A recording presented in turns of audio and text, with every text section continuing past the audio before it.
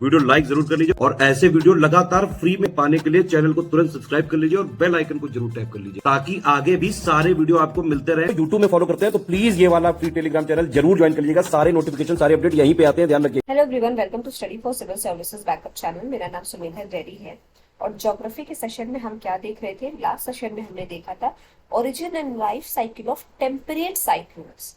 Temperate cyclones के origin और life cycle के बारे में हमने डिटेल में सेशन लिया था लास्ट सेशन में। और क्या जा रहा था कि आपके जो ओरिजिन है ऐसे साइक्लोन्स का, यानी टेम्परेट साइक्लोन्स का, कहाँ पे होता है? ये देखिए, ओरिजिन होता है आपका पोलर फ्रंट से। ठीक है, कहाँ पे? पोलर फ्रंट से, जहाँ पे आपके दो कॉन्ट्रास्टिंग यानी दो डिफरेंट एयर मासेस कन्वर्ज होते हैं। अब इनके टोटल कितने स्टेजेस होते हैं लाइफ साइकिल में? लगभग 6 स्टेज होते हैं। पहला स्टेज में क्या होता है? दो कॉन्ट्रास्टिंग एयर मास क्या होती है? पैरेलल मूव करती है और इसको हम क्या बोलते हैं? स्टेशनरी फ्रंट फॉर्म होता है।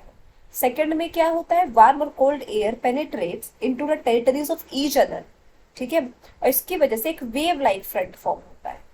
वार्म और कोल्ड एयर मास एक दूसरे की टेरिटरी में क्या होते हैं? पेनिट्रेट होते हैं। इसी वजह से कोल्ड जो है एक वेव लाइक फ्रंट जो है फॉर्म होता है। थर्ड स्टेज कैसी? एक मैच्योर स्टेज है। क्या है थर्ड स्टेज? एक मैच्योर स्टेज है। इस स्टेज में साइक्लोन पूरा डेवलप हो जाता है और आइसोबार्स जो है वो ऑलमोस्ट क्या हो जाते हैं? सर्कुलर। ठीक है। फोर्थ स्टेज में क्या होता है? वार्म सेक्टर क्या होता है?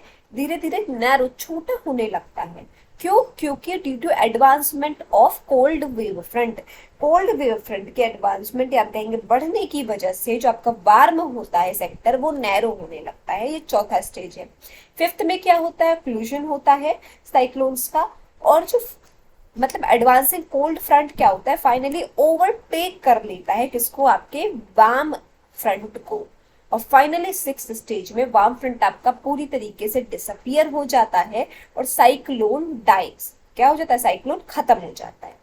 ये था आपका origin and life cycle of temperate cyclones. अब आ जाते हैं weather conditions associated with temperate cyclones. ठीक है, बहुत सारे वेदर कंडीशंस है, लाइक आपके arrival of the cyclone, warm frontal precipitation, warm sector, cold frontal precipitation और कोल्ड सेक्टर। ठीक है, इस तरीके से आपके लगभग 6 आपके क्या है वेदर कंडीशंस है जो आपके टेम्परेट साइक्लोन से एसोसिएटेड है। सबसे पहला क्या है?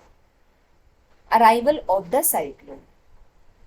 When the cyclone coming from western direction draws nearer to the observation point, wind velocity slows down considerably, air pressure decreases, and the sun and the moon are encircled by a halo.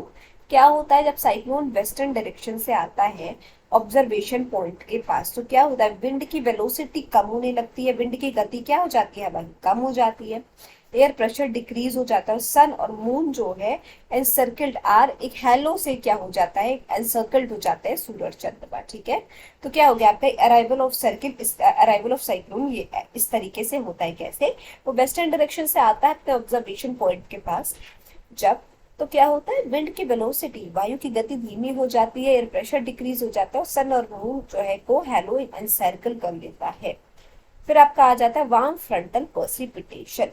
As a warm front arrives, the precipitation occurs through the nimbostratus cloud.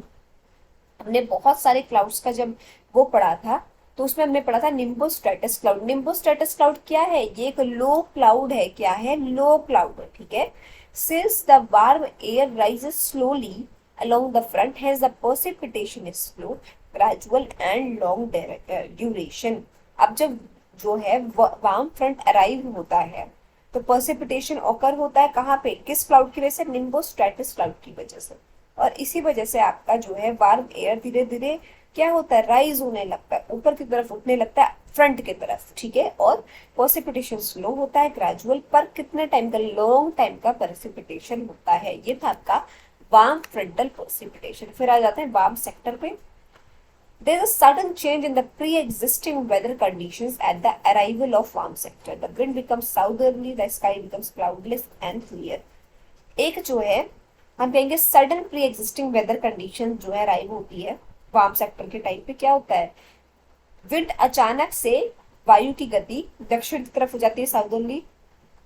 Sky जो है वो cloudless, हो जाता है और क्या हो जाता है, क्लियर, एक तरीके से हम कहेंगे क्लियर आसमान हो जाता है। ठीक है, क्लियर वातावरण, वर्षा ऋतु नहीं रहती है, आसमान पूरा साफ हो जाता है और विंड का डायरेक्शन जो है साउदर्ली हो जाता है, साउथ की तरफ हो जाता है। ठीक है, आगे के जो पॉइंट्स है लाइक कोल्ड फ्रंट है, कोल्ड फ्रंटल प्रेसिपिटेशन और आपका कोल्ड सेक्टर, ये हम नेक्स्ट सेशन में डिस्कस करेंगे। आज का सेशन यहाँ पे एंड करते हैं। आई होप आपको समझ में आया होगा। कोई भी डाउट हो तो प्लीज कमेंट सेक्शन में कमेंट करके जरूर बताइएगा और अभी तक अगर आपने चैनल को लाइक शेयर सब्सक्राइब नहीं किया तो प्लीज कीजिए और बेल बटन को प्रेस करना ना भूलिए। Thank you so much for watching.